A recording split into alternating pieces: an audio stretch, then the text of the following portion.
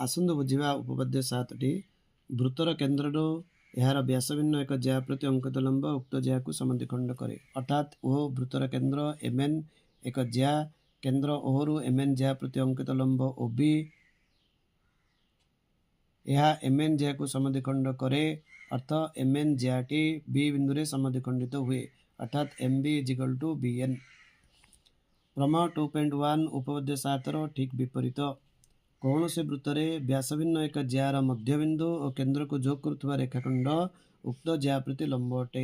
अर्थात B हूँ mn ज्यार मध्यबिंदु, O हूँ वृत्तर केंद्र, मध्यबिंदु B और केंद्र O को जोग करुवा रेखाखंड OB आउ यही रेखाखंडटी mn ज्या प्रति लंब हम। अर्थात OB लंब mn अर्थात OBN परिमाण हूँ 90 डिग्री। चलतु उपपद्य 8 देखा गोटे वृत्तर समान दैर्घ्य विशिष्ट ज्या माने केन्द्र ठारू समदूरवर्ती कहबार तात्पर्य है XY और MN होचंदी वृत्तर दुईटी ज्या एमाने जेतेबेले समदैर्घ्य विशिष्ट हेबे अर्थात XY और MN सर्वसम हेले एमाने निश्चित भाव में केन्द्र ठारू समान दूर रहिबे। अर्थात XY O ठारू समान दूर रहिबो, MN O ठारू समान दूर रहिबो। OA = OB। प्रमेय 2.3 ठीक उपपद्य 8 विपरीत कौन से वृत्तर दुईटी ज्या केन्द्र ठारू समदूरवर्ती हेले से ज्या माने सर्वसम हेबे।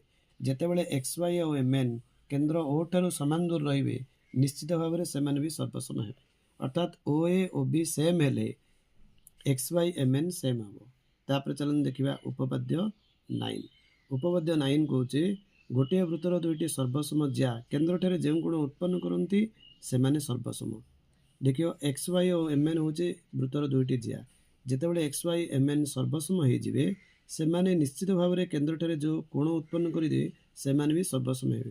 अर्थात XY द्वारा उत्पन्न कोण केन्द्र XY, MN द्वारा केन्द्र उत्पन्न कोण MON।